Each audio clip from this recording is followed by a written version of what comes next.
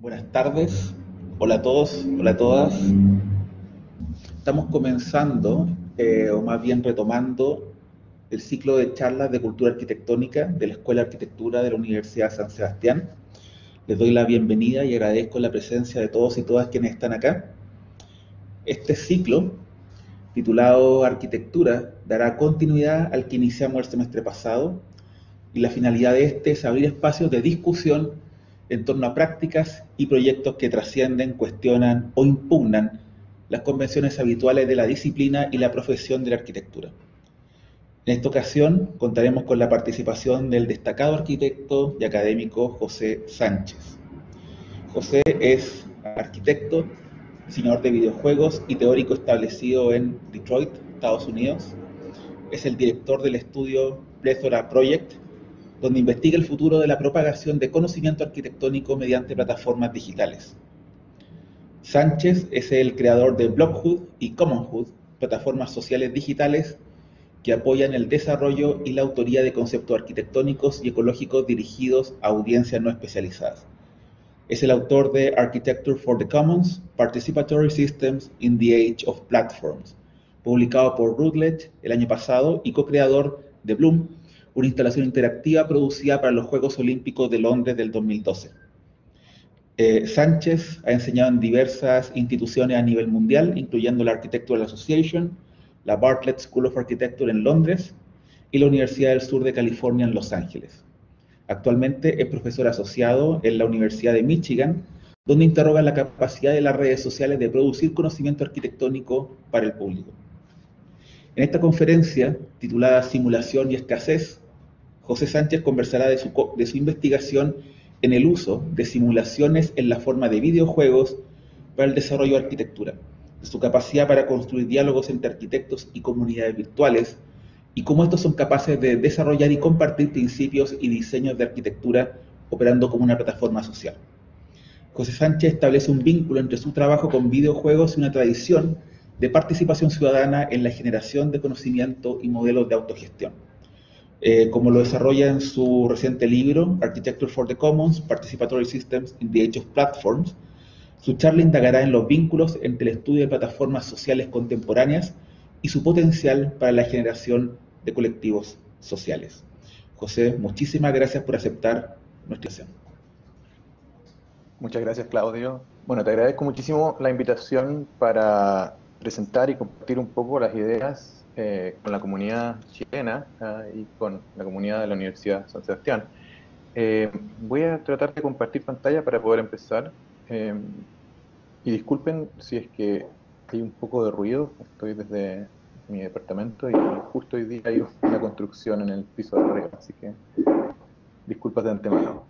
Bueno, como estableció Claudio, mi nombre es José Sánchez, soy un arquitecto chileno que emigré a Estados Unidos ya hace más de 10 años, estudiando inicialmente en Londres, en la Architectural Association, donde realmente tuve como un momento de búsqueda, de tratar de aprender y entender más sistemas computacionales. Sistemas de simulación, específicamente sistemas de simulación de agentes. Y esto es un poco el trabajo, en general no muestro este trabajo mucho porque es un trabajo que desarrollé como alumno muchos años atrás, pero sí quería hoy establecer un vínculo con el inicio de lo que fue en este caso mi proyecto, del proyecto Plethora, que es el estudio eventualmente que desarrollé, que partió por el tratar de entender cómo desarrollar sistemas arquitectónicos y sistemas formales a través de la programación, a través de la programación de comportamiento. En este caso, es un sistema bastante abstracto de gentes que se mueven en un sistema, en un ambiente virtual. El proyecto Plethora, que fue el estudio que empecé a desarrollar, nació de una iniciativa de compartir un poco mi búsqueda con estos sistemas computacionales, compartiéndolo en YouTube, en Vimeo, compartiendo videos tutoriales un poco, sin pensar realmente que era un proyecto de diseño inicialmente, pero a través de los años se convirtió en un proyecto de diseño, pero siempre ha mantenido al centro de su interés el compartir el conocimiento, y creo que de alguna forma el trabajo que estaba haciendo con videojuegos se vincula mucho al inicio de poder compartir no solo mi proceso, pero un poco el conocimiento que se estaba desarrollando dentro de estas instituciones que algunas veces tienen carácter privado, pero me interesaba a mí poder compartir esto de manera pública a través de YouTube o Vimeo. Hoy día el equipo que me apoya, desarrolla un poco el trabajo que les voy a mostrar, de ninguna manera quiero tomar una autoría única del trabajo porque hay un equipo muy grande detrás y siempre no podría ser realmente posible sin el apoyo de todos ellos y ellas que han participado a través de los años en el proceso. Así que sin duda quiero darles el crédito que merecen a todos los participantes y el equipo. Quiero partir un poco con el libro que comentó Claudia, que es el libro Arquitectura para los Comunes, Sistemas de Participación en Tiempos de Plataformas, y dar una pequeña reseña de los conceptos desarrollados en el libro. El libro parte con un cuestionamiento a una noción de progreso, específicamente una noción de progreso arquitectónico. Yo estudié bajo un poco el tutelaje de Patrick Schumacher en Londres y siempre fue muy crítica mi posición con respecto al parametricismo específicamente y las nociones de progreso que Patrick Schumacher ha planteado durante los años. Nociones de progreso que están asociados a la libertad de la forma, a la posibilidad de desarrollar formas complejas, pero que de alguna manera estaban disociados de una contraparte, de un discurso social. El progreso arquitectónico en otras perspectivas, por ejemplo en el caso de Buckminster Fuller, estaba asociado a la idea de poder hacer más con menos, de hacer una arquitectura bastante más efímera, a través de un proceso de, no sé si podíamos hablar de efemerilización de la arquitectura. La arquitectura empieza a perder peso, a perder material, y eso nos invita a pensar que podemos hacer más con menos. Pero esa promesa, digámoslo así, de Buckminster Fuller no ha sido realmente concretada, en el sentido de que este protocolo de hacer más con menos ha sido apropiado por estrategias de capital que han logrado hacer más con menos, pero no con un objetivo de generar más prosperidad en este vector de progreso de la arquitectura, pero han logrado hacer más con menos, por ende convirtiéndose en mayor capital y mayores ganancias para quienes participan y desarrollan esa arquitectura. El proyecto sigue tratando de entender cómo opera un poco el desarrollo de la arquitectura contemporánea a través de la industria y empieza a evaluar lo que podríamos entender como integración vertical. La integración vertical es la noción de que distintas empresas o compañías que inicialmente pueden haber sido independientes son adquiridas por una empresa mayor y todas entran dentro de la integración vertical de una línea de producción. Dentro de esa línea de producción vertical hay una gran capacidad de fusionar partes que inicialmente habrían sido producidas por distintos agentes económicos, pero estas partes son optimizadas, por ejemplo, con herramientas como impresión 3D, para, digamos, sin duda, actuar de una manera óptima en diseño y en términos de cantidad digamos, la manera en que se comportan estas partes mecánicamente, pero al mismo tiempo tiene una gran problemática social asociada con ello, que tiene que ver con la creación de conglomeraciones de capital y además de poder, que al mismo tiempo eliminan y generan monopolios y eliminan la posibilidad de actores secundarios o más pequeños.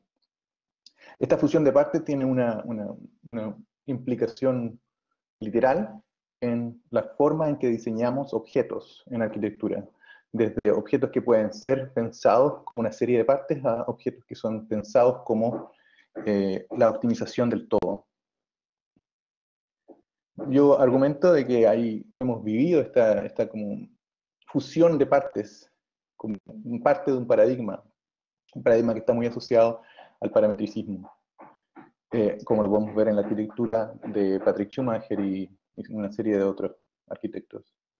Pero también lo podemos ver en el caso, por ejemplo, de Apple, y que ha diseñado este tornillo específico, que es un tornillo que está bajo, que está protegido, que es un tornillo que está diseñado para eliminar la posibilidad de que un usuario pueda actuar, reparar, abrir el iPhone y repararlo de manera propia.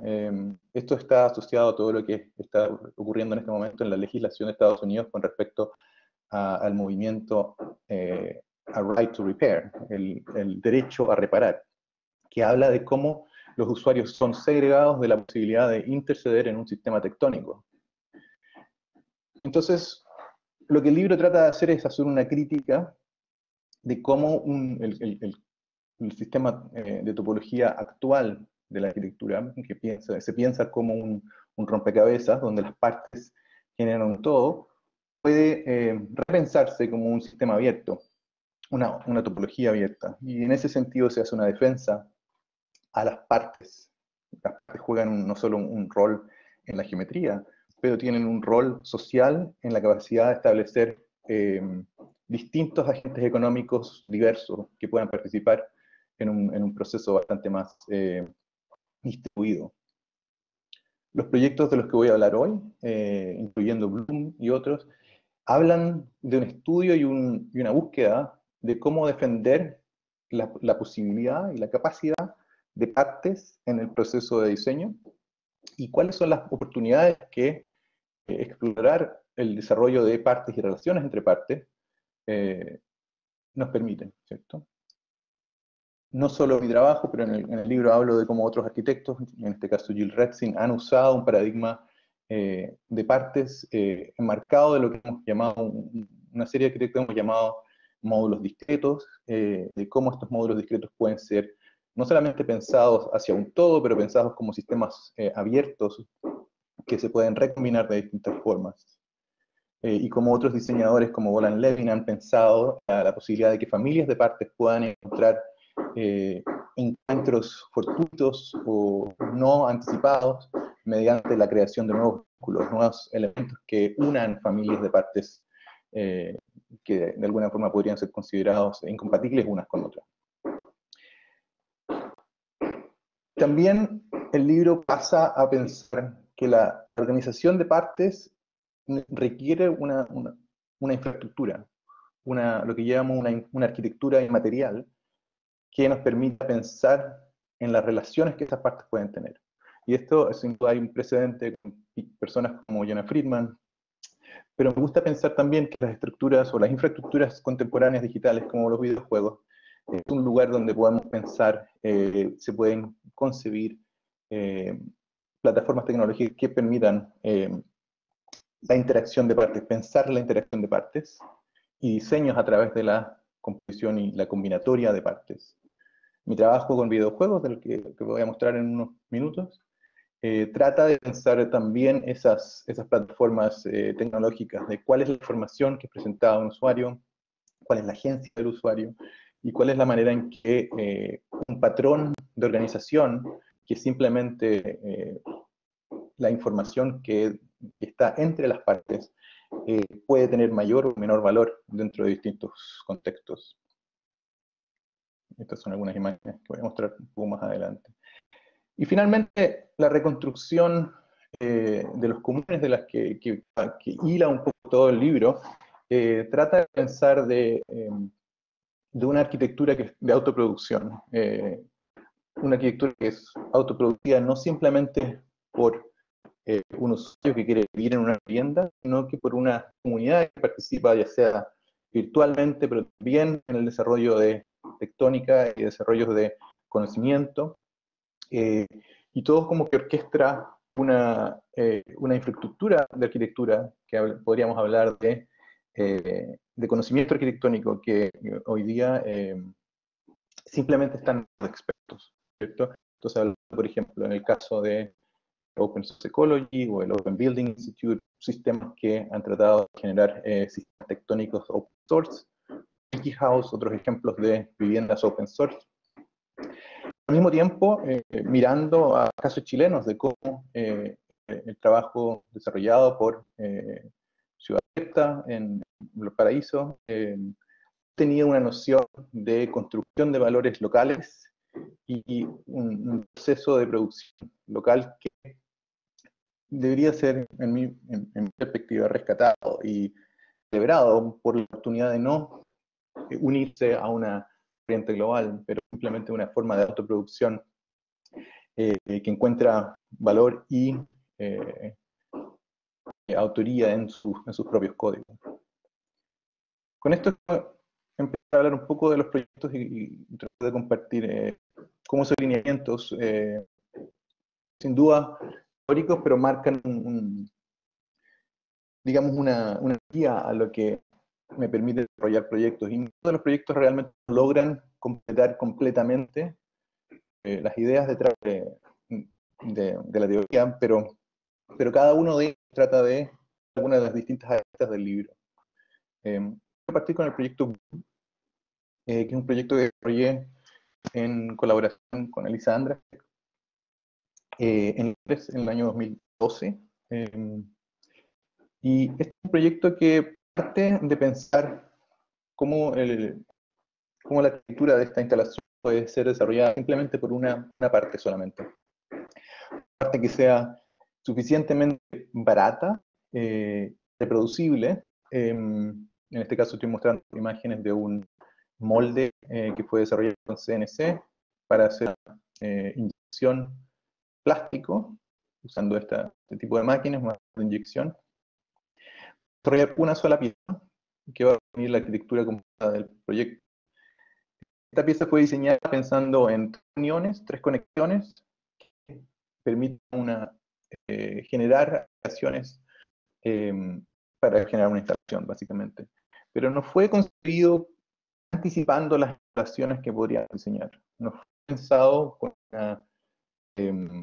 digamos, anticipando todos los tipos de patrones o los tipos de organizaciones que son posibles, sino que fue pensado como un sistema material flexible, abierto, que permite no solamente a nosotros los arquitectos que se enseñan, pero también participar en el desarrollo del proyecto. Quizá también puede ser por los videos. En algunos casos los videos quizá están tomando parte de la información. Muchos de estos videos los puedo encontrar online en el canal de Vimeo, así que si es que estamos interesados en mejorar alguno de estos videos, siempre es posible verlos después de la charla. Pero lo que estoy mostrando en este momento es un poco los sistemas de relación que fueron usados inicialmente para pensar el proyecto Blue. Pensando en las conexiones geométricas recursivas nacen de establecer una geometría que tiene más de 2 puntos de encuentro. En este caso, 3 puntos de encuentro permiten que la pieza genere, que se expanda y crezca, ¿cierto? Ya que cada vez, al igual que estamos hablando de, se van generando nuevas ramas y nuevos puntos donde se podría expandir el desarrollo de la pieza. Y aquí pueden ver un poco la simulación inicial, tanto de la pieza como del crecimiento. Esos son dos aspectos iniciales del diseño de este proyecto, donde la anatomía de la pieza define el crecimiento, pero las reglas de crecimiento definen también, digamos, el resultado general, ¿cierto? Lo que es interesante de este proceso es que ya sea todo lo que podamos simular, no va a poder de ninguna manera anticipar la interacción social que el proyecto va a tener. Podemos simular estructuras geométricas, pero no podemos simular el comportamiento social, desde mi perspectiva, por lo menos. Por lo que el proyecto sin duda trató de hacer una primera búsqueda de simulación digital, pero entiende mediante, digamos, los protocolos de interacción y los eventos que desarrollamos alrededor del proyecto, que que esta simulación siempre estaba limitada a un carácter físico, pero no a al carácter del encuentro con un sistema social, en este caso el problema del juego. Estas son algunas imágenes de cómo se presentó el proyecto para las Olimpiadas del 2012. Y aquí pueden ver un poco las imágenes donde el juego se empieza a presentar como una instalación interactiva, donde no hay una plantilla o un diagrama de qué crear, pero básicamente es una invitación a, ya sea como lo hace un niño jugando con Legos, a crear una instalación urbana y entender los patrones que empiezan a generar estructuras. En este caso, y en cada una de las distintas iteraciones del proyecto, ya que el proyecto se mostró en una serie de distintos países, después de las Olimpiadas, cada interacción con el objeto y con las partes muestra digamos, una demostración de la participación y de los códigos locales, ya sea de los grupos o los individuos que participaron con el proyecto. Y el proyecto nos sirvió mucho también para pensar en cómo aprendemos lógica y estructura cuando somos bastante más jóvenes y tener un rol educativo. Entonces llevamos el proyecto a escuelas dentro del ambiente de Londres para pensar de cómo se puede enseñar lógica y reglas de crecimiento en el caso de este juguete. Y realmente fue bastante bien recibido por los niños de la escuela en Londres. El segundo proyecto que quiero mostrar es el proyecto Foliage, que fue desarrollado en colaboración con Diego Pinochet, también chileno, y parte de pensar de cómo sistemas de estandarización, partes metálicas como las uniones metálicas Simpson-Strong-Tie, así son llamadas aquí en Estados Unidos, pero son sistemas de unión de miembros de madera que son estandarizados, por ende, nos permite pensar en objetos bastante baratos dentro, o asequibles, ya sea por su estandarización y la posibilidad de tener una gran cantidad de ellos. Nosotros diseñamos una pieza que dentro de su propia anatomía define cómo la madera, los vectores y las orientaciones de un sistema de madera podría crecer. Aquí está un poco la serialización de las uniones. Y la unión fue pensada en desaparecer o, digamos, estar imbuida dentro de los listones de madera. También listones de madera pensados como elementos estandarizados, tratando de disminuir lo más posible el uso de geometrías que son, se me va un poco aquí el concepto, pero las geometrías especializadas, digamos, geometrías únicas, ¿cierto? ¿Cómo pensar que sistemas estandarizados transfieren el rol del diseño a la organización de partes y no al diseño de partes, ¿cierto? Entonces lo que estamos tratando de hacer dentro de este paradigma de objetos discretos es estandarizar las partes y pensar en que el diseño está obtenido mediante la organización de partes. La información que organiza las partes es bastante más barato, digámoslo así, ya que es información que puede ser transferida a nivel digital, y no implica un gasto adicional en el desarrollo técnico y material de partes específicas que puedan ser solamente únicas para proyectos quizá muy exclusivos. Este sistema fue presentado para un concurso en Tallinn, en Estonia, y fue pensado como un sistema abierto que pudiera tener distintas configuraciones. Dentro de la Bienal de Estonia, donde fue presentado, que obtuvo un tercer premio, así que no fue realmente construido en su totalidad, pero el prototipo que desarrollamos fue pensado como un sistema que permitiera el juego. Ya como lo hizo Bloom a nivel de 1 a 1 en escala, el proyecto Foliage trata de hacer eso con su representación con un objeto, que en este caso es un juguete, que permite simular de una manera física o anticipar con una comunidad y invitar a un grupo de ciudadanos en la Bienal de participar con este juguete o una serie de estos juguetes para diseñar lo que podría ser una distinta instalación.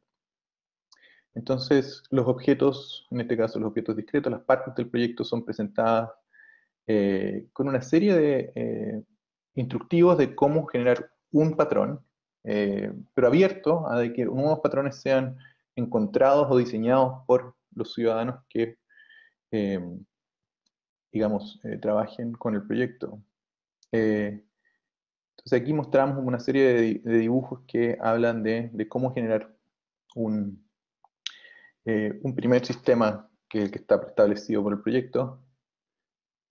Y además se piensa de cómo estos sistemas pueden también simularse a nivel digital. Esta es una imagen del videojuego Commonhood que voy a compartir dentro de los siguientes minutos. Pero en el caso de este proyecto estaba la invitación a pensar una interacción de carácter físico por los ciudadanos, pero también de carácter digital a través de una plataforma de videojuegos. Y esto un poco quizá nos empieza a hablar de cuál es el sentido que tiene el desarrollo de videojuegos dentro de mi estudio, que es abrir una puerta para una participación, un diálogo de usuarios con un sistema de partes que puede ser, que permitir el diseño a través de la recombinación de esas partes. Entonces, cuando empezamos a pensar en sistemas de informacionales, informáticos, tenemos que repensar un poco y hacer una crítica al concepto de redes sociales.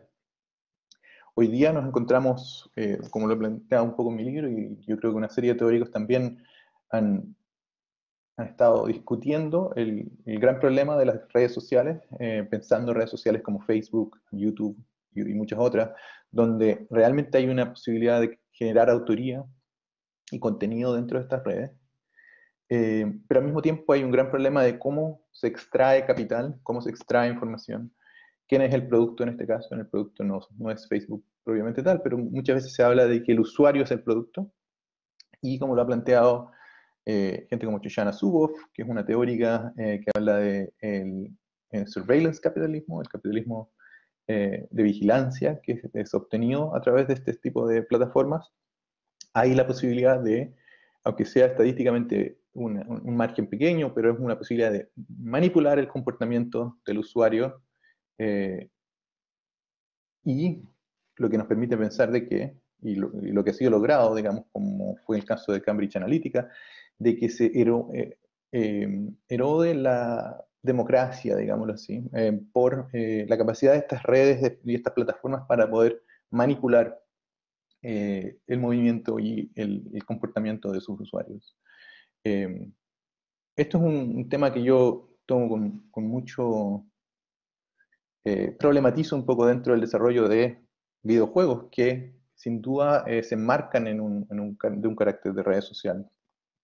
Y buscando dentro de la gente que ha ofrecido, digamos, distintos modelos, tenemos el caso de Julian Assange, que habla de cómo la criptografía es un antídoto de acto directo, pero que trabaja con la no violencia, trabaja con un principio matemático que nos permite ofuscar la información de un usuario para que no pueda ser obtenido o, digamos, descifrado por poderes mayores, como en el caso de una plataforma social.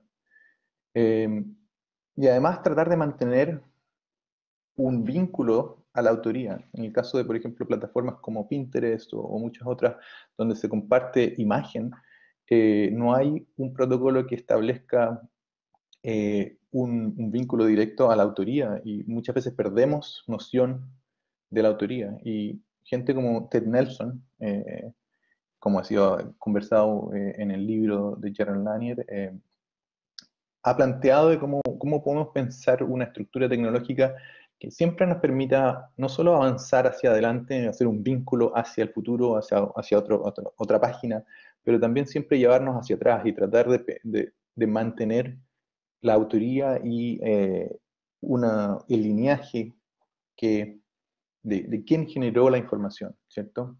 Hoy día la- el Internet realmente no mantiene un registro de dónde viene la información. El vínculo funciona en un solo sentido. Entonces, Nexus siempre pensó cuál es la estructura digital que nos permitiría tener una Internet que tuviera un vínculo hacia adelante y un vínculo hacia atrás, que siempre pudiéramos buscar en el pasado quién ha sido y además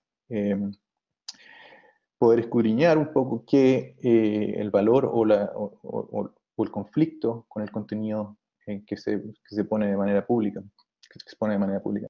Y finalmente, cuando hablamos también de protocolos como el Creative Commons, por ejemplo, pensar de que atribuciones como el share alike, que es una atribución específica para compartir material que es similar, nos permite realmente pensar en una idea de remixing, de remezclar y transformar material. Y eso es fundamental para la noción de partes y de diseño de las que estaba hablando durante esta presentación. También la noción de propiedad colectiva, en el caso de plataformas que empiezan lo que ha sido descrito como un cooperativismo de plataformas, es pensar de cómo el usuario puede volverse el dueño del contenido que produce. Entonces, realmente no se vuelve un usuario, sino que un copropietario de una plataforma que no se establece como una herramienta jerárquica que extrae capital e información de sus usuarios, pero como una red más horizontal entre usuarios. En arquitectura realmente creo que no hemos llegado a tener una plataforma social que realmente permita la transferencia de protocolos arquitectónicos todavía.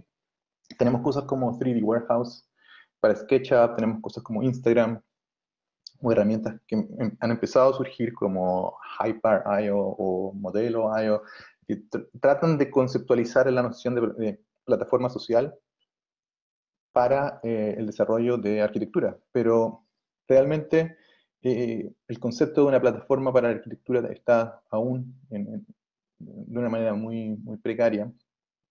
Y proyectos como WikiHow, que ya hemos mencionado, y Open Building Institute, realmente no han generado sus propias plataformas para la arquitectura, pero han usado herramientas como GitHub para compartir información que es de carácter genérico, ¿cierto? En mi investigación con videojuegos, me parece que viendo videojuegos como los Sims y muchos otros, en realidad, las herramientas de los videojuegos ya están muy bien equipadas para poder lidiar con la autoría de contenido en las manos de usuarios no expertos, jugadores en este caso. Y además jugadores que tienen una gran capacidad de participar y de contribuir en una comunidad virtual.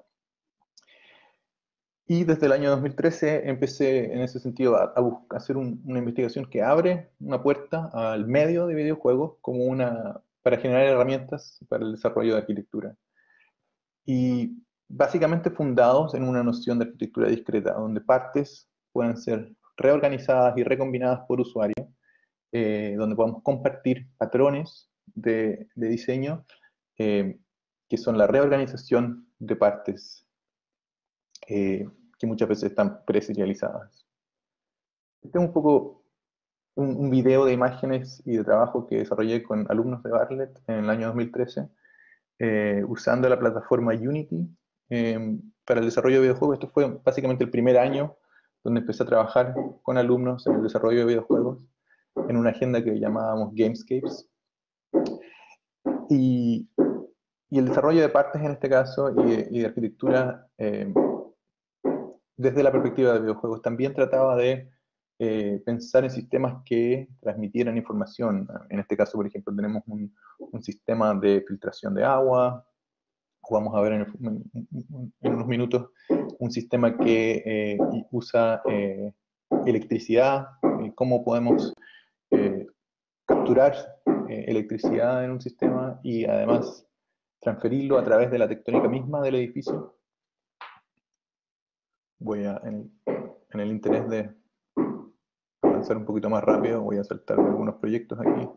Pero este es el otro proyecto, un proyecto que también, todos estos proyectos son desarrollados por alumnos que, pensando geometrías que tengan reglas de combinación, y además cuál es la interacción mediante un videojuego, podamos desarrollar eh, estructuras geométricas que transfieran información y además empiecen a tener un sentido arquitectónico.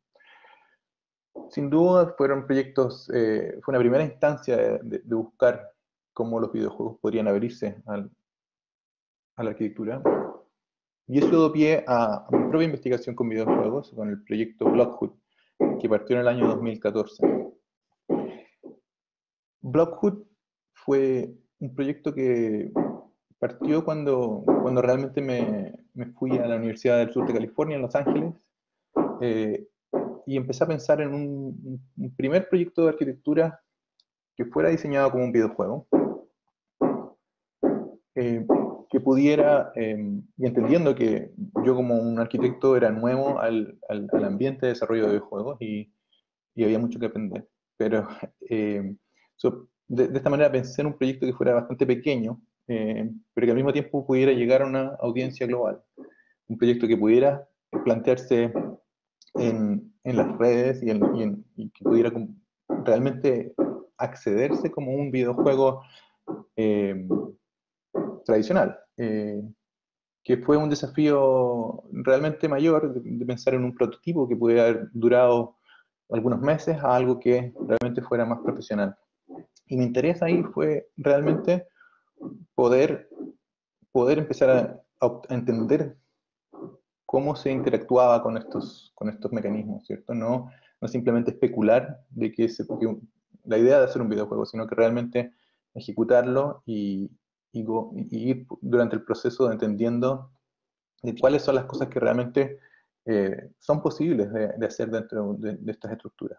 Eh, la idea de Blockhood es desarrollar un vecindario usando módulos discretos, o sea, definimos que toda la arquitectura de la ciudad la disminuimos a 180 bloques, que básicamente son los bloques que te permiten, que el juego te permite, que te da como usuario para combinar.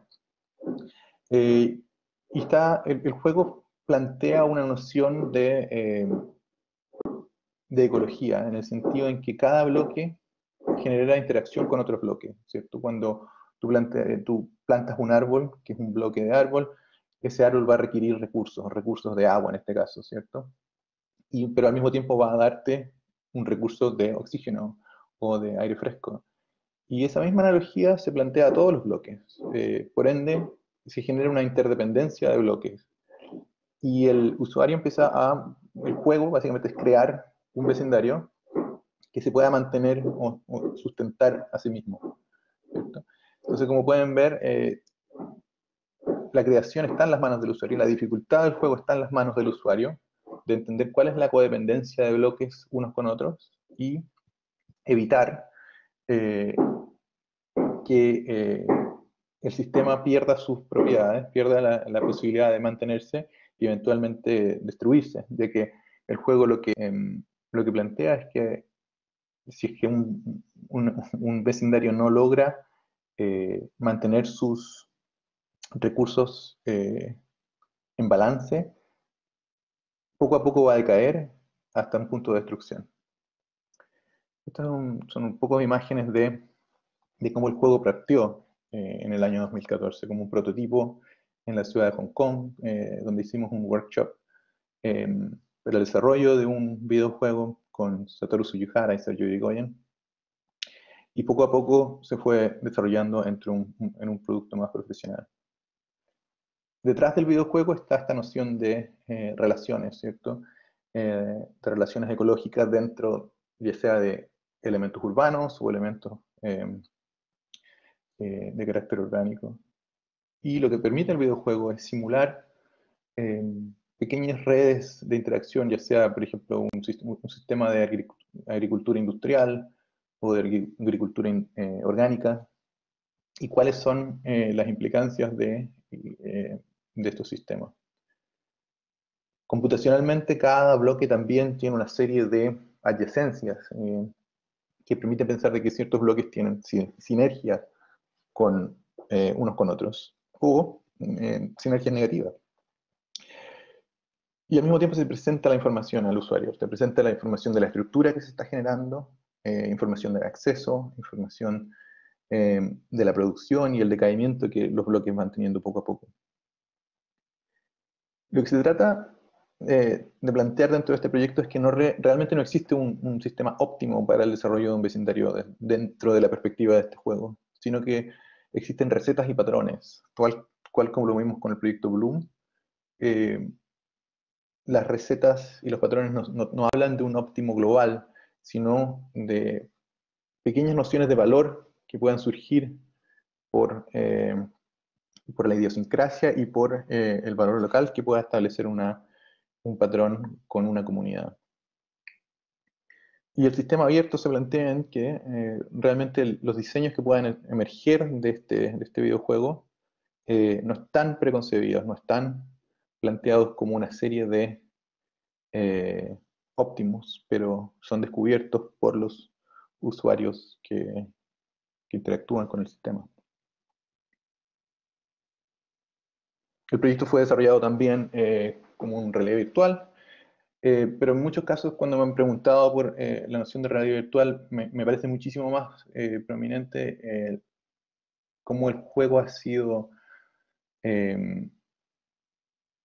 la importancia de un medio computacional real-time, como es un medio computacional como los videojuegos, más que un ambiente de realidad virtual, ¿cierto? O sea, para mí el hecho de que sea realidad virtual es simplemente que la pantalla alrededor de tu cabeza es bastante más amplia y te da una noción de espacio más, con mayor inmersión, pero fundamentalmente lo que a lo que nos estamos confrontando aquí es una simulación, un sistema, un espacio de simulación en tiempo real, que no es algo que hemos tenido dentro del desarrollo arquitectónico previamente.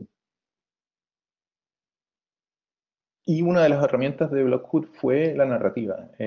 Inicialmente, si uno piensa casi de una manera ingenieril, una noción de simulación, la narrativa suele pensarse como algo externo o que entorpece al sistema. Y creo que el rol que tomó la narrativa dentro de Blockhood fue algo que me gustó mucho de cómo distorsionaba el sistema y al mismo tiempo se volvió uno de los puntos iniciales para el proyecto Commonhood, que es el proyecto con el que quiero terminar. Estas son un poco una de las imágenes de cómo el proyecto fue usado para, eh, para generar workshops y un poco usarlo como herramienta educativa.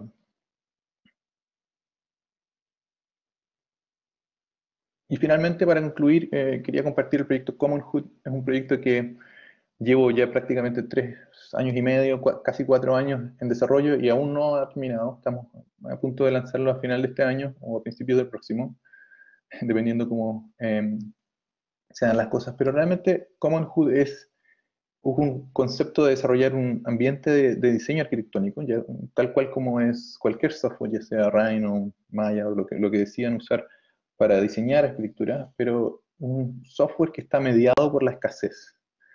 Eh, Este es un pequeño video del trailer del juego, en el estado en que está. En el juego, tú tomas el rol de Nikki, que es nuestro personaje principal, que básicamente toma el rol de ocupar una fábrica abandonada después de haber perdido acceso a su casa. Y ella tiene que reconstruir una comunidad al interior de esta fábrica, estableciendo eh, un, una comunidad de producción, producción de alimento, producción de cobijo y de arquitectura. Y el juego realmente te va dando poco a poco, mediado por la escasez de conocimiento, la escasez de materiales, la escasez de mano de obra. Poco a poco vas en el juego generando una comunidad que es más y más capaz de generar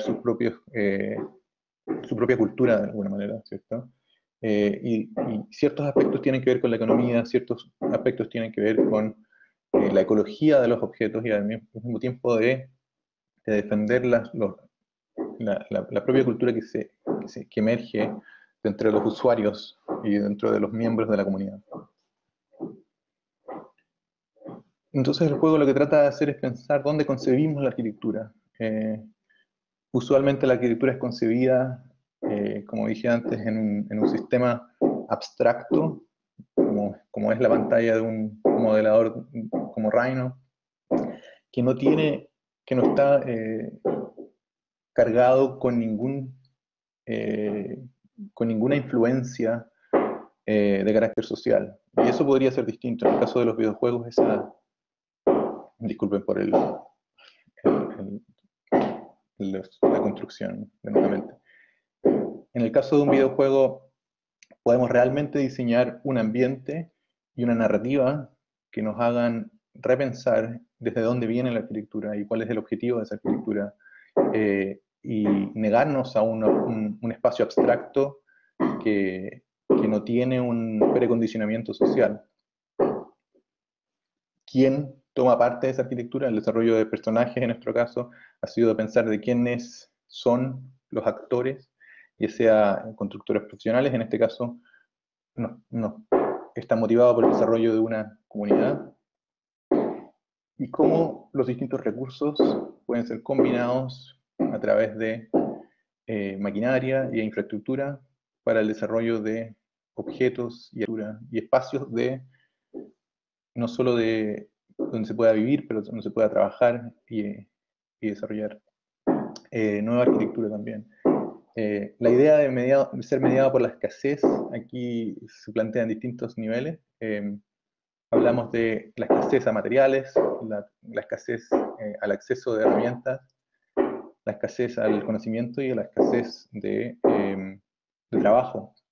Y todo eso son las condicionantes que el jugador tiene que lidiar para poder desarrollar arquitectura.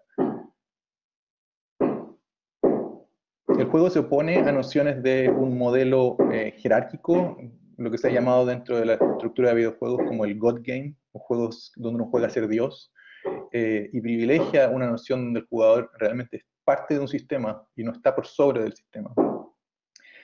También usa como un antimodelo una idea de recursos humanos, donde, por ejemplo, juegos como Agrícola, juegos de mesa como Agrícola, hablan de la distribución del valor que nos obtiene posicionar entidades genéricas de trabajo, y trata de reflexionar en cuáles son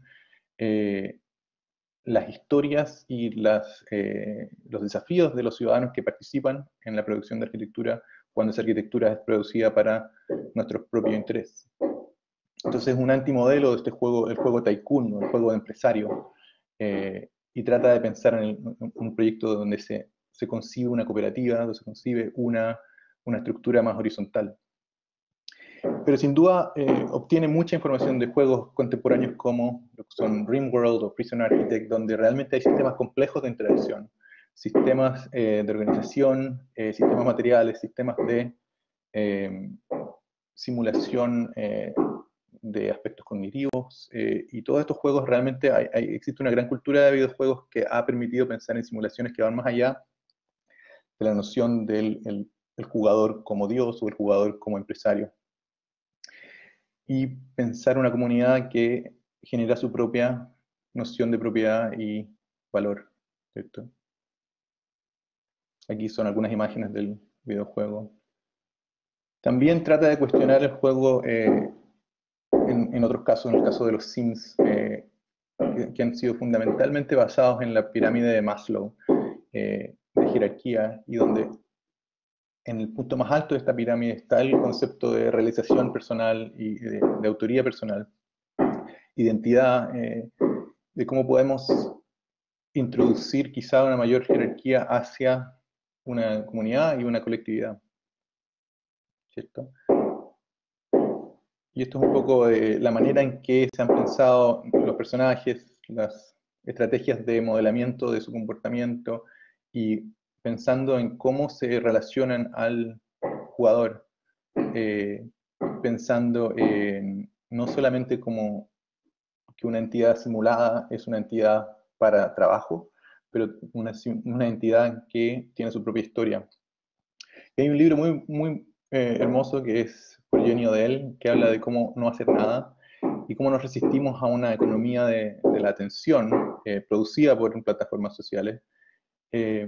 Lo que me hace pensar de que el modelo de, digamos, la crítica al modelo de recursos humanos en la simulación tiene que poder simular tanto espacios de trabajo como espacios de no trabajo, y espacios eh, eh, digamos, del querer y de cómo distintas comunidades se protegen unas a otras.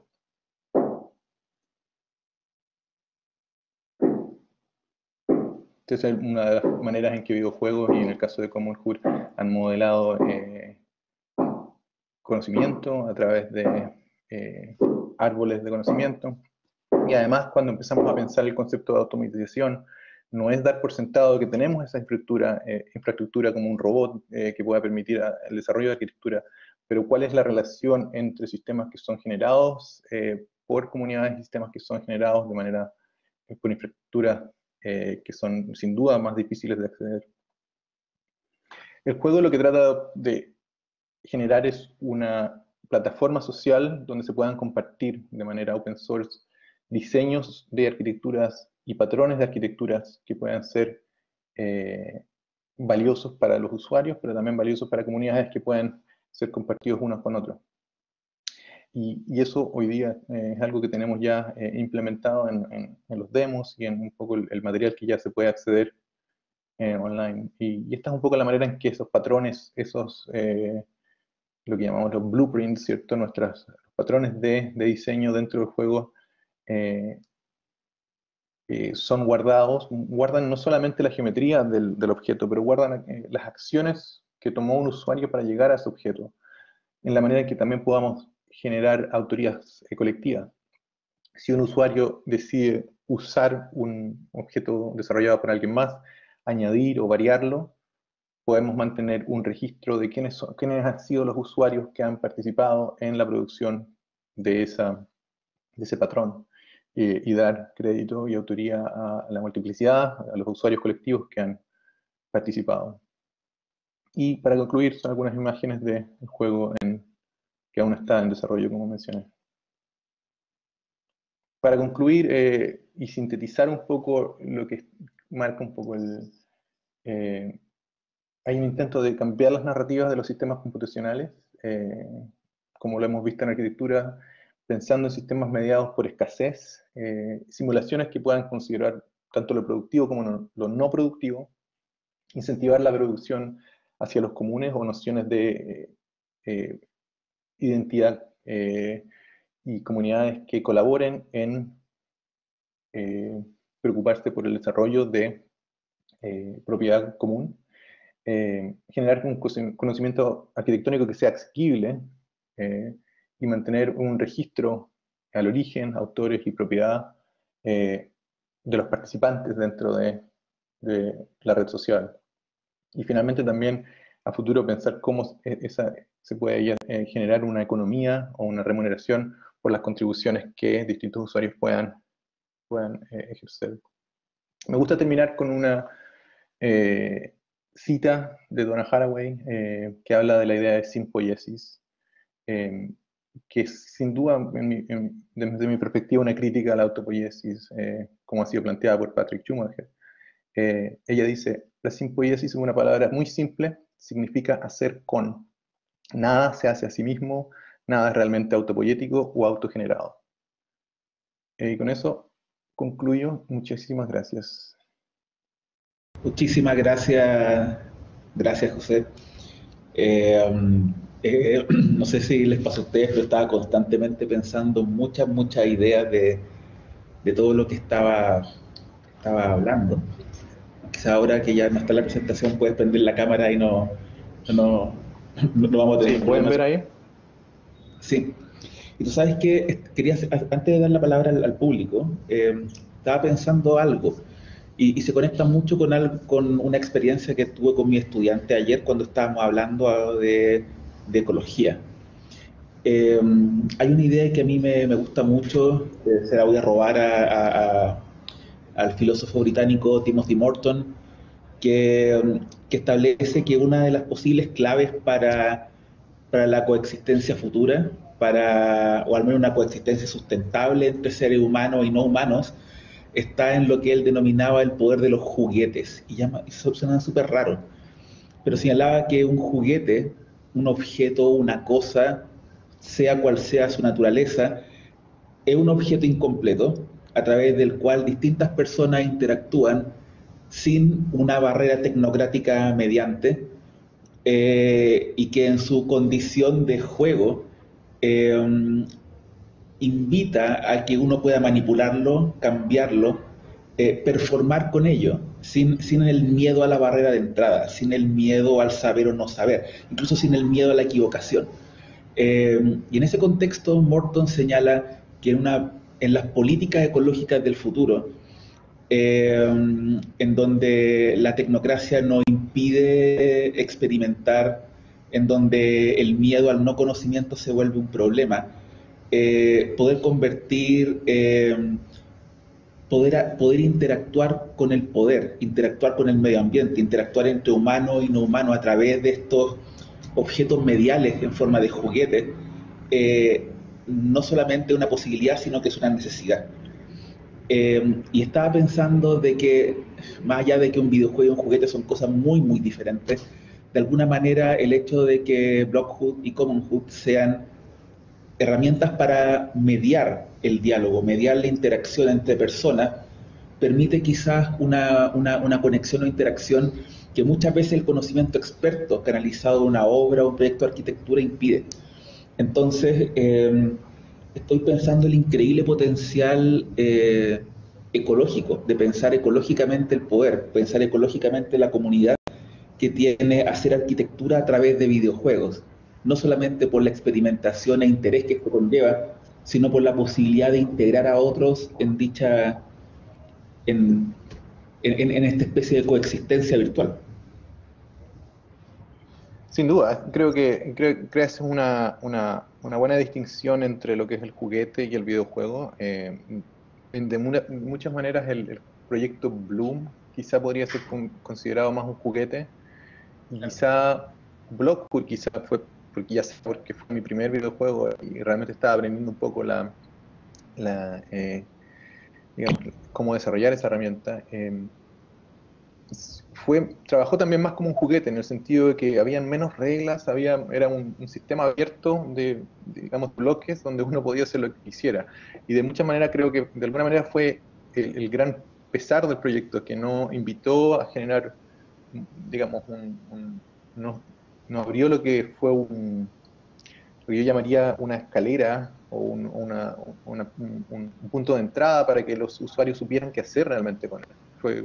Para los que les gustaba jugar con el juguete, lo encontraron maravilloso, pero a los que realmente no sabían un poco qué hacer con él, faltó quizá un poco más una estructura de conocimiento para poder vincularse con eso, ¿no?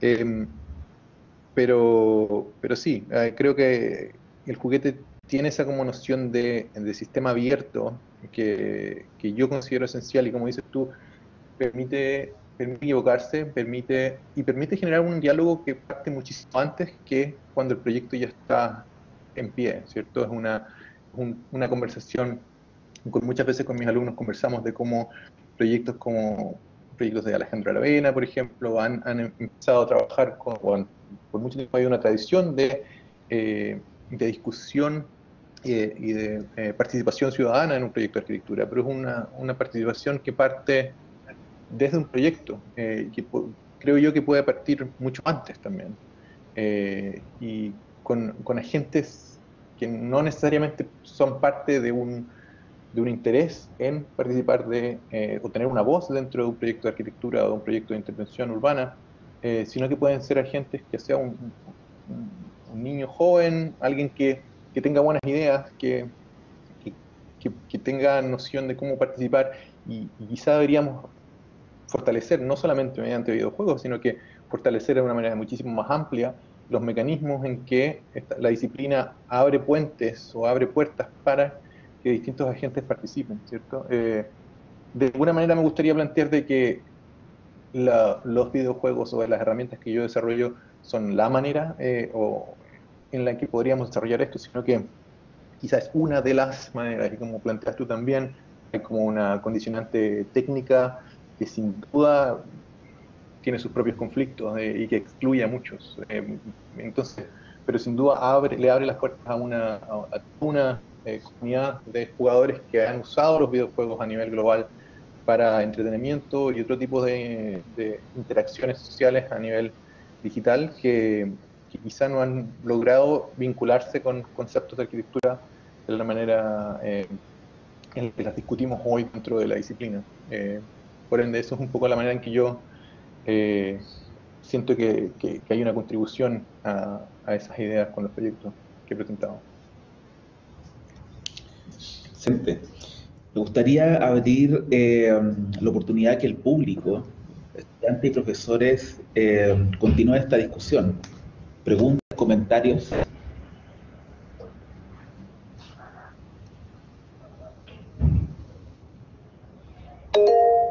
Patricio. Sí, ahí creo que me escuchan, ¿no?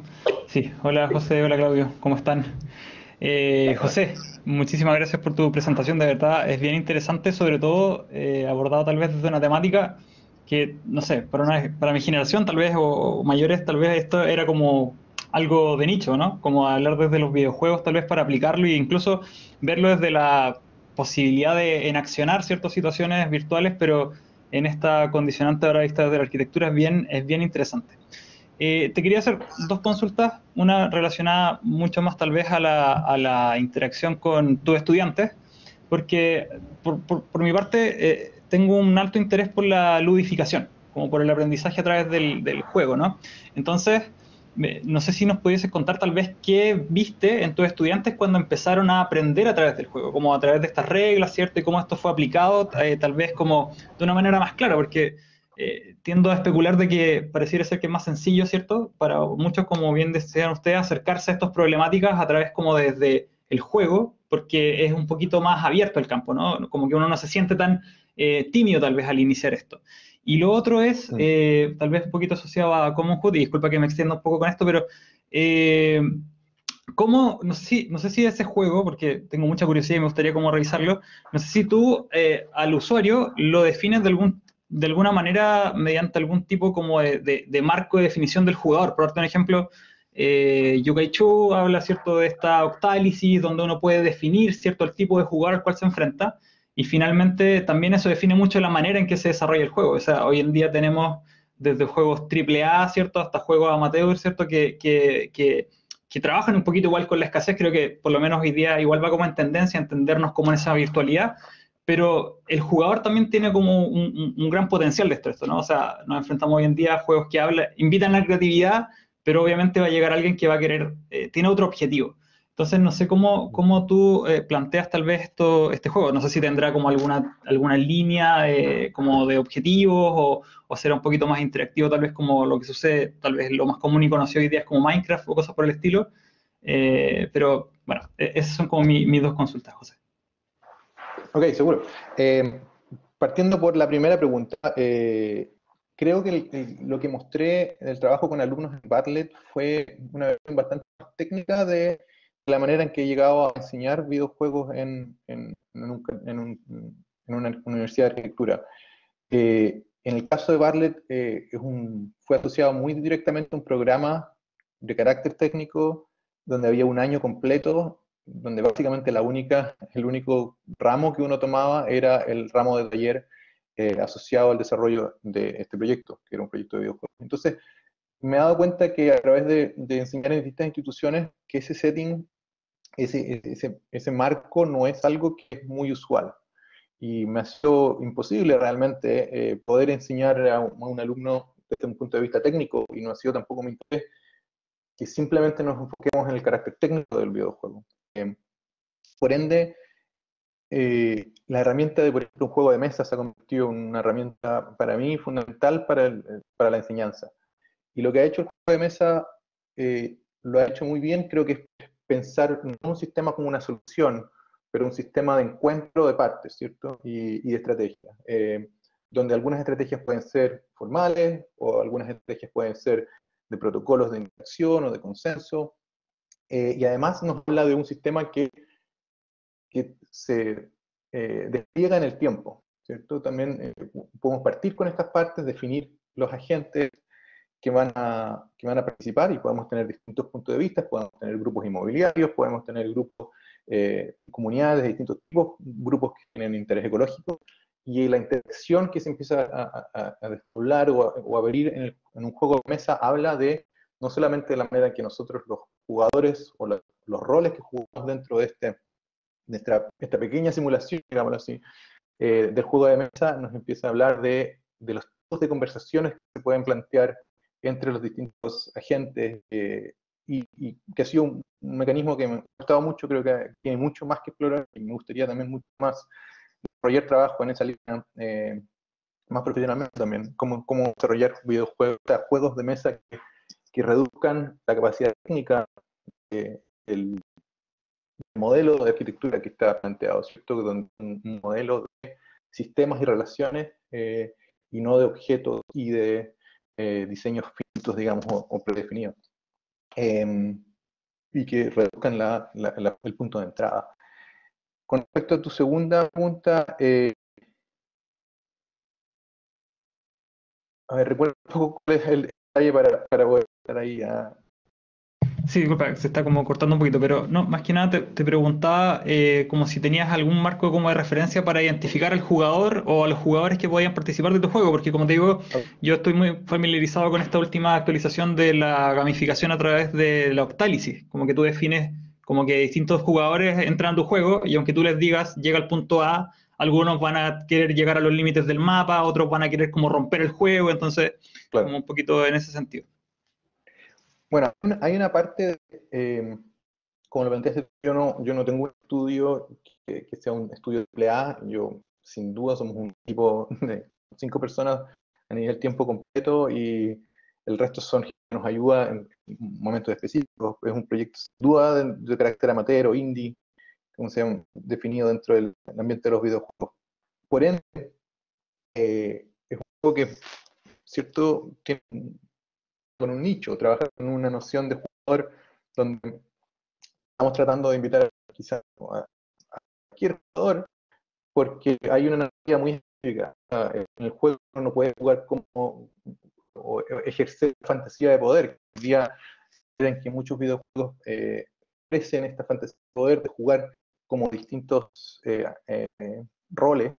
En el caso de Commonhood, tú juegas específicamente mediante una historia de un personaje que es Nicky y una historia que ya está prescrita o sea, en su inicio por lo menos, no está prescrita en el final, pero está prescrita en los eventos que han llevado a Nicky, que pensaba como una estudiante, no arquitectura necesariamente, una estudiante que sufre un poco la presión de una economía neoliberal donde está, tiene una vivienda, tiene educación, pero hay un punto donde la balanza se cambia, ella por una serie de problemas de salud de su familia, de pagar, entra en deudas, y está todo basado un poco en investigación de, una situación social que está pasando mucho en Estados Unidos, donde ella pierde la propiedad de la casa donde estaba viviendo y termina siendo forzada en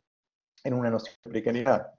Entonces creo que el punto de partida de la narrativa es bien específico. Sin duda, el juego se abre porque dentro de la narrativa uno cuenta una serie de nuevos personajes que cada uno tiene una arista distinta, entiende el mundo de una manera distinta. Y creo que eso genera mucha más empatía hacia personajes o jugadores que no identificarse tanto con Nicky, pero sí quizás los distintos puntos de narrativa que distintos personajes ofrecen. Creo que insistí mucho a generar un sistema realmente universal, ¿cierto? Donde el jugador fuera no definido, que uno puede diseñar su personaje como lo han hecho muchos juegos, y realmente quise generar un punto de entrada al proyecto, poniendo con énfasis este carácter social o uno de los problemáticas sociales que me decían que eran importantes desarrollar para, para el desarrollo de la arquitectura en este proyecto específico. Hubieron mucha influencia de proyectos como Minecraft en la posibilidad de crear tu entorno, pero una decisión consciente de querer hacer al usuario o al jugador envolverse con o tener empatía con una problemática social específica. Lo que hace el juego es ser un proyecto más de investigación que quizá de carácter comercial. Sé que pueda no quizá tener el éxito comercial que podría tener otro juego, pero sin duda trata de enmarcarse de una problemática de desarrollo y además experimentar con lo que sería la arquitectura, ser en este campo. Que han sido cierto, sin duda, decisiones conscientes y esperando de que sí van a haber un grupo de jugadores interesados en entrar en esta narrativa. Súper, muchas gracias, ¿no? Y entiendo a lo que te refieres, porque como bien dices tú, posiblemente el ámbito indie es donde más se da como este tipo de exploraciones, no tienen esa presión, como decías tú, de las empresas que tal vez que están como empujando juegos AAA que necesitan ganar 1000 premios y nada, es bien interesante lo que mencionas, porque claro, me imagino el desafío que es llevar a cabo un videojuego, me lo puedo imaginar, y que tenga una narrativa clara, por lo menos define como un punto A y un punto B, que te mencionaba tal vez como Minecraft, que creo que es como, aunque suene medio común, es bien interesante cómo ellos desarrollaron a partir de una serie de ubicación de bloques. La narrativa vino después, porque en el proceso los jugadores empezaron incluso a explotar el videojuego y hicieron maravillas, o sea, de hecho como que rompieron un poquito los esquemas. Entonces, claro, en este caso entiendo que una narrativa te permite por lo menos también focalizar, que creo que igual es importante en esta idea de explorar también cuáles son las relaciones que se generan en este videojuego. Pero eso, muchísimas gracias, José, te pasaste.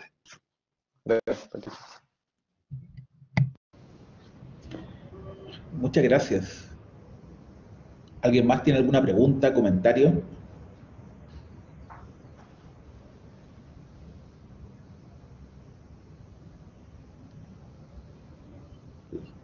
El desolador silencio de las plataformas online.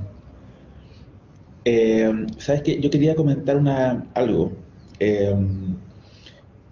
Cuando hace unos años atrás tuve la oportunidad de editar un número de materia de arquitectura y te había invitado a escribir uno de los artículos, había una frase que tú pusiste y dejaste entre paréntesis que consideraba que era muy importante y aparecía casi como obviada, que en alguna parte decía: se subentiende que diseñar es jugar.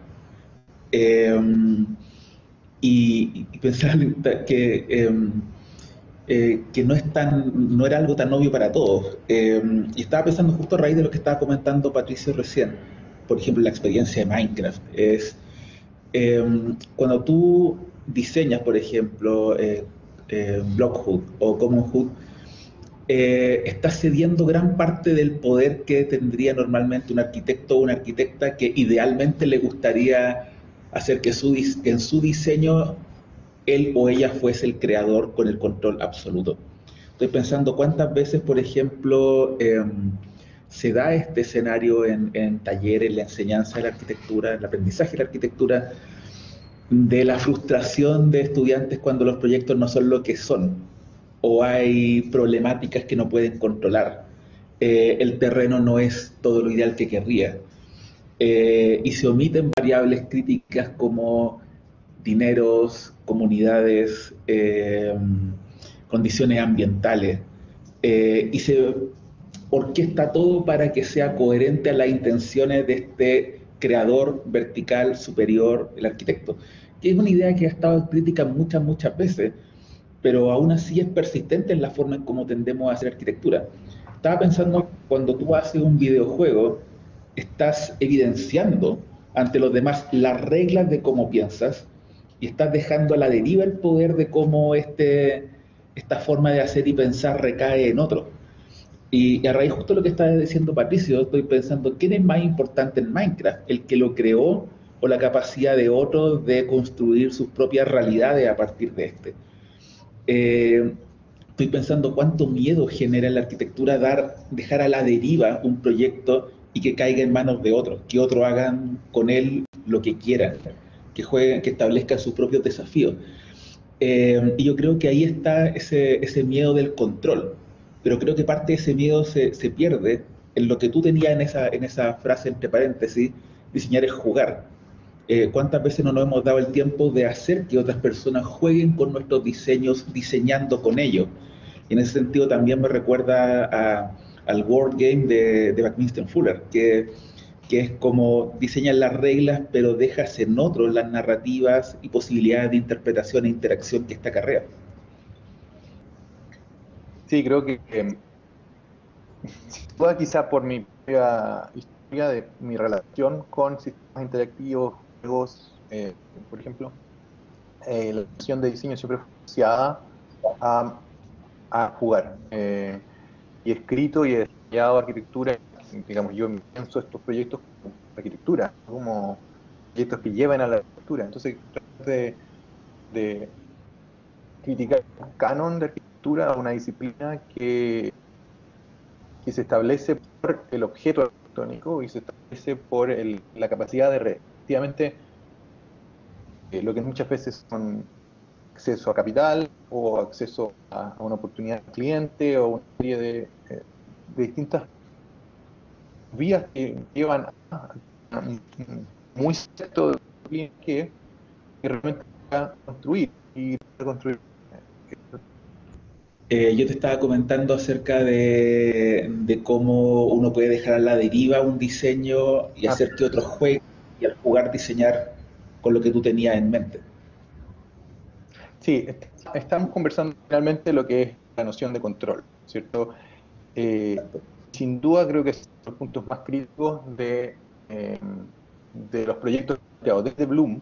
Por ejemplo, muchas de las críticas que tuve con Bloom fue, eh, bueno, no se ven siempre, ¿cierto? Hay muchas veces donde el jugar o el fotografiar el objeto no es el objeto de diseño, no se presenta de la manera en que el arquitecto tradicionalmente, realmente ha planteado un objeto de diseño que tenga cierto valor. Y eso se abre al público.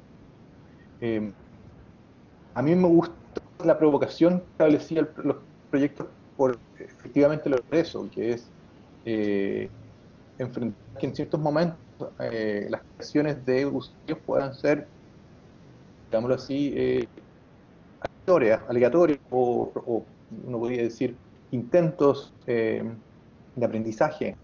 Eh, pero al mismo tiempo empezaba a hablar también de un protocolo de arquitectura que era más abierto y que no plantea un punto de entrada que es un objeto accesible, un objeto que genera barreras y distancias entre el experto y el no experto, ¿cierto? Eh, Queríamos mostrar que estos proyectos podrían generar su propio valor y su configuración que de nuestra perspectiva tienen valor, pero al mismo tiempo ese protocolo habría que cualquiera pudiera lograrlo. Y creo que mostré ejemplos de casos donde usuarios realmente o participantes realmente que hicieron eh, sus propios protocolos de valor, para mí es siempre importante. Pero también una actitud de muchos, creo yo, en un canon de arquitectura de la disciplina, una versión de la disciplina quizá eh, podría ser reemplazado. Creo que es necesario que podamos ampliar y pensar quiénes, quiénes son capaces de contribuir al conocimiento arquitectónico y cambiarle la cara a esos participantes, que realmente han sido arquitectos, hombres blancos de cierto, digamos, Una roles y lista. poderes dentro de la sociedad, ¿cierto? Entonces, cuando empezamos a abrir un sistema súbitamente y disminuir el punto de entrada o reducir por diseño el punto de entrada, donde otros participantes pueden empezar a plantear sus propios contribuciones a nivel, y además contribuciones que son paralelas a la contribución, en este caso, del equipo de arquitectura, desarrollo de proyectos. En ese incluso en el digital, van a, van a acceder con mucha rapidez. Nosotros podamos plantear como equipo de diseño lo que ha pasado con Minecraft, por ejemplo. Son sistemas que muchas veces van mucho más allá de lo que puede ser anticipado. Y eso creo que es un poco el objetivo con estas herramientas, que haya un punto de entrada amplio, y donde mi propio objetos de diseño y el equipo estén a la par con los de cualquier que quiera participar y, digamos, emplear un poco la plataforma a través de su trabajo. Creo que hay algo interesante y que hoy es parte de la investigación que vamos a seguir documentando. Excelente. Camilo, te he levantado la mano. Hola José, hola Claudio. ¿Me escuchan bien, cierto? Sí. Lamento no prender la cámara, pero me operaron hoy día en la mañana. Nada grave, pero estoy poco presentable, así que no voy a prender la cámara en favor a ustedes mismos. Lamento los inconvenientes técnicos ahí para escucharte de repente, José. Es típico de países subdesarrollados como Estados Unidos, eso. Nada, la presentación se escuchó bien, así que no te preocupes por eso. Ahora en los comentarios, sí, como que tu red ahí está media endeble, pero se escucha bien. Yo tenía simplemente una consulta muy simple y que creo que es la que siempre aparece, sobre todo la primera vez que uno escucha, o la primera vez cuando uno lee tu libro, o la primera vez que uno escucha tus presentaciones en el fondo, con esta un poco como sorpresa que genera de repente en Chile el tener a alguien trabajando en un nicho tan específico como los videojuegos, desde el punto de vista de la arquitectura. Además, yo creo que es como más todavía específico y más extraño viéndolo desde acá de Chile. O sea, como que la posibilidad de desarrollar algo así acá a nivel académico es súper lejana, digamos. Y la pregunta, yo creo que primera pregunta como sencilla que aparece es si tú creís que esta manera como de interactuar con usuarios como no arquitectos tiene como una, digamos, o una afectación, digamos, en la percepción propia de esa gente con respecto a la arquitectura y al diseño. Me refiero particularmente viéndolo desde la perspectiva de que acá en Chile, y yo creo que es un común, es como un transversal, digamos, esta como disociación que hay entre la percepción de la arquitectura o de la buena arquitectura, entre comillas, o el buen diseño, tal cual, desde lo que nosotros vemos versus lo que las personas no arquitectos ven. Yo creo que en Chile y los países latinoamericanos en general, esa disociación es brutal, digamos. O sea, lo que nosotros encontramos bueno versus lo que la gente encuentra bueno es súper lejana. Yo no sé si esta manera como de tratar de comunicarse con las personas más jóvenes, niños en muchos casos, gente que no está asociada directamente a la arquitectura, tiene de alguna manera también ese objetivo, en el fondo, como de acercar el vocabulario, de acercar ciertos como no sé, conocimientos, el hecho por ejemplo, en Blockhood tú tenías algunos, los partes de los personajes, por ejemplo, eran Buildmaster Fuller y algunos otros que quizás en el ámbito no arquitectónico no eran muy conocidos y se presentan, digamos, a gente que no es arquitecto. Entonces, esa es la pregunta, básicamente, si está dentro como de esas líneas o de los objetivos, junto como también sumándome a la pregunta que hacía antes la otra persona que estuvo con nosotros, como si hay dentro como de los lineamientos generales está también esa idea como de acoger y de acortar un poco esa disociación existente. Sí, gracias, Milo, y ojalá que te escuche la respuesta. Pero creo que hay una espada de doble filo muy grande respecto a la manera que puede enfrentar este problema, ¿cierto? Que uno puede tener una actitud que en mi perspectiva es muy problemática, que es una actitud de inculcar o de educar al usuario, tratando de que el usuario haga más lo que yo considero desde mi perspectiva algo más correcto, ¿cierto? Creo que eso es un poco mi antimodelo. Esperando que estos proyectos trabajando con redes sociales, como lo planteé, no siempre se mantengan al margen de generar sistemas de convergencia o sistemas de replicar de valor que ya están preestablecidas. Lo que en mi perspectiva es un proyecto de colaboración del usuario, digámoslo así, pero muy propio. Por ende, mucha gente me ha planteado, bueno, ¿cómo puedes educar? ¿Cómo puedes plantear que el videojuego te va dando indicios, como lo han hecho videojuegos con puntaje o con sistemas de refuerzo positivo, mediante Claro. gratificándote, dándote premios por hacer ciertas cosas, y de alguna manera eso se convierte en una educación de lo que debería ser bueno. Yo estoy totalmente en el lado opuesto de esa ecuación.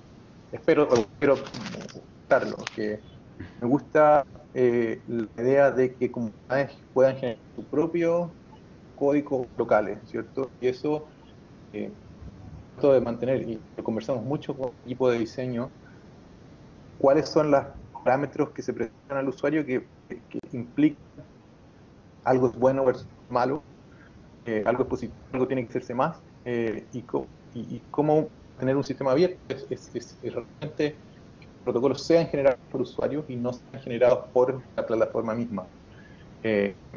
No queremos entrar en la problemática del algoritmo de Facebook o Instagram, de cosas que llevan digamos, optimizar tu comportamiento para que el algoritmo te muestre mejor o que te empiece a modificar la manera que tú te comportas con respecto a la plataforma.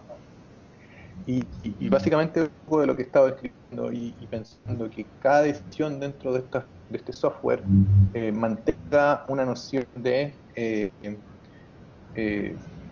valor que nace del usuario, se transmite de usuario a usuario, y que grupos de usuarios puedan generar sus propios, digámoslo así, comunidades.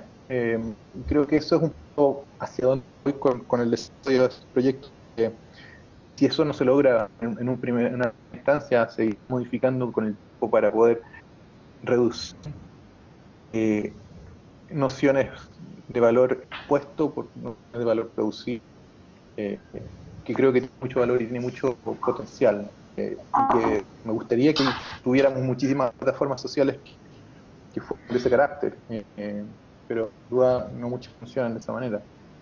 Pero si en alguna medida hay ideas de cómo mejorar esas nociones y cuáles son los casos en que el videojuego no lo logra y que refuerza su noción de valor o de que es correcto, es una buena discusión para digamos, cambiarlo y realmente criticar un poco lo que se está en la mesa.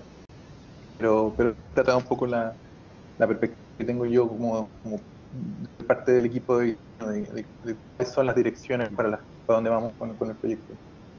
No, está perfecto. O sea, esta en el fondo es como la ecuación inversa, ¿cachai? Es como en el fondo, qué es lo que podemos encontrar nosotros de interesante y de nuevo en lo que hagan los usuarios. Y yo creo que al final funciona al revés. Buenísimo. Gracias, José. Gracias, Camilo. Ojalá que te haya ido bien con la pregunta. Sí, todo bien. Estamos bien. En honor al tiempo, ya tenemos que finalizar.